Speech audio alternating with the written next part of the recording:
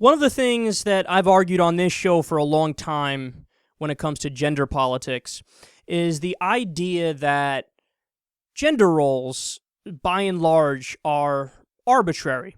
I mean, most of how we act and what we value in society in that respect is a product of nurture, not nature. Now, that's not to say that nature doesn't play some role. It absolutely does. So, for example, men on average are just stronger than women. I mean, there's no surprise there. They're more physical. We have different frames, and we have penises. You have vaginas. We have a slightly different chemical makeup in terms of hormones. We have more testosterone, you have more estrogen, but these are the things, everybody knows these things, any scientist could tell you these things, and that doesn't account for, a tremendous amount of differences. It's just the differences that I described. But almost everything outside of that is pretty much a societal creation.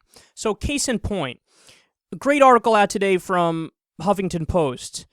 Facts that prove gender roles are bullshit. Some of these are really interesting. So number one, in the early 1900s, get this, pink was the boy color, blue was the girl color, and all kids wore white dresses. All kids, boys included.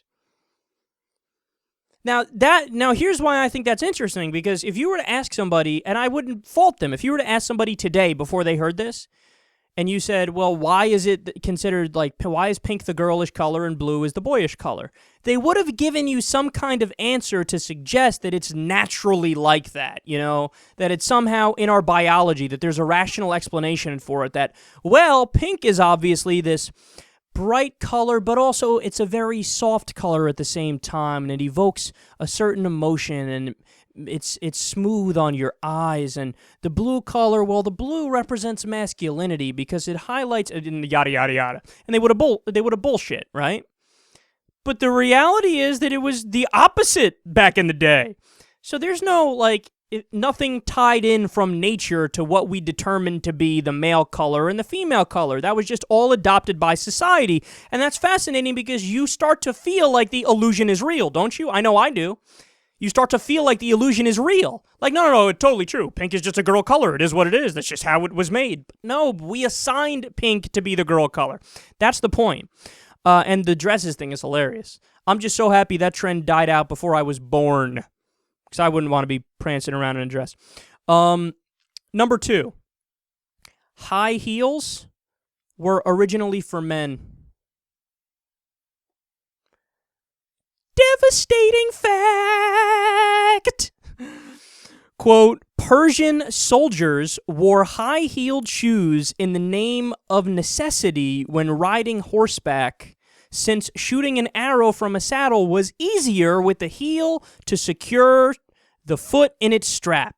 As the European elite became fascinated with the unfamiliar culture, men adopted the horseman's masculine footwear for their own use around 1600.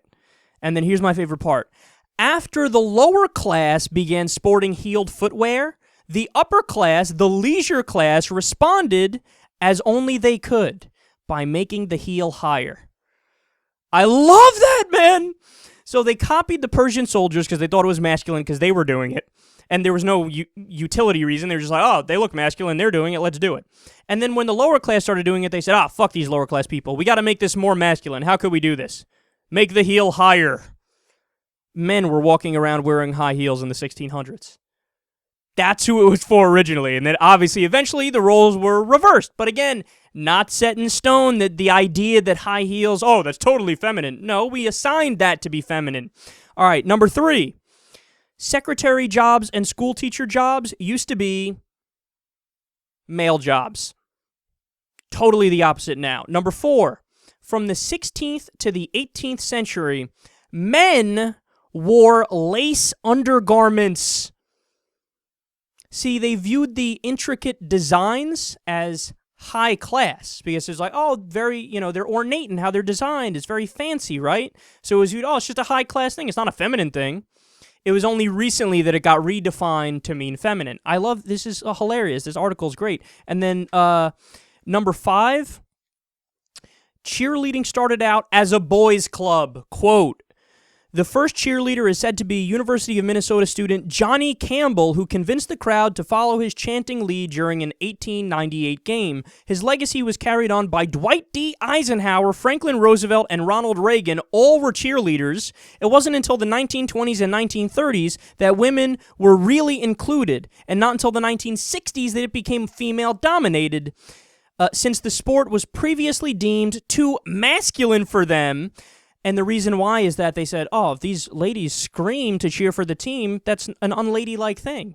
Ladies aren't supposed to scream. This is too masculine for you. Cheerleading is too masculine for the women. Now it's totally feminine. Again, societal creation. I love this stuff. Number 6, men and women both get baby fever. Quote, research by 2 Kansas State University psychologists in 2011 found that the urge to procreate is strongest in women at younger ages and decreases as they age. For men, however, it's the opposite. Likelihood of baby fever increases with age. Gender role norms didn't do much as far as explaining people's desire to have a baby. So you know the typical belief, and I bought into this too, that men are like, we want to spread our seed. We don't want to have kids. We're fucking like apes on the Serengeti. Turns out that that's not necessarily true. Results of a 2013 survey of 81 women and 27 men in Britain suggested that while men were slightly less likely to express desire for children, they were more likely to feel depressed, jealous, or angry if they didn't have any. Fascinating. And finally, the art of brewing beer was pioneered by women. Quote, according to ancient Egyptian hieroglyphs, brewing beer was seen as a domestic chore for much of history, like making bread and other things that came from grain. There's even a word, likely originating during the 12th century, for female brewers, brewster. Women were called brewsters when they made their beer. There you go, guys. Now you know. Gender roles are largely bullshit.